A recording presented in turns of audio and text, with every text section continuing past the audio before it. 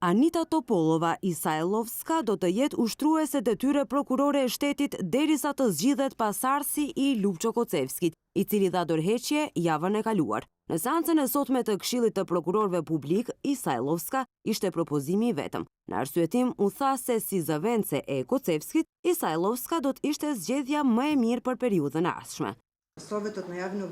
Këshilli i prokurorëve publik nuk ka mundësi të ndjek vlerësimet e prokurorëve publik në prokurorinë publike që të përcaktojmë se kush çfarë vlerësimi ka, në mënyrë që të mund ta vendosi më të mirin si ushtrues detyre prokuror. U nisa nga parimi për të propozuar ushtrues detyre zëvendësin e prokurorit publik të Republikës, e cila shërbeu si zëvendëse për këto vite gjatë kohës që ishte në detyrë, e që është prokuroria publike në Prokurorinë e Republikës, Anita Topolova Isajlovska.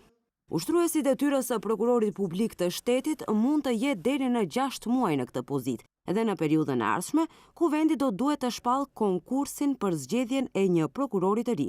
Sipas ligjit, kushdo që plotson kushtet e veçanta siç janë të ketë 10 vjet shërbim si prokuror ose 10 vjet përvojë si gjyqtar penal mund të konkurojë. Pasi kuvendi të publikojë shpalljen, kandidatët do të kenë 2 javë kohë për të aplikuar dhe më pas për çdo kandidat të paraqitur, Këshilli i Prokurorëve Publik do të përgatisë një mendim të cilin do t'ia përcjellë qeverisë. Për më tepër, qeveria do të zgjedhë një kandidat dhe do të dorëzojë atë si propozim në kuvend, ku prokurori i ri publik i shtetit do zgjidhet në seancë plenare. Sipas ligjit, zgjedhja e prokurorit të ri publik të shtetit në kuvend kërkon shumicë të thjeshtë, pra 61 vota.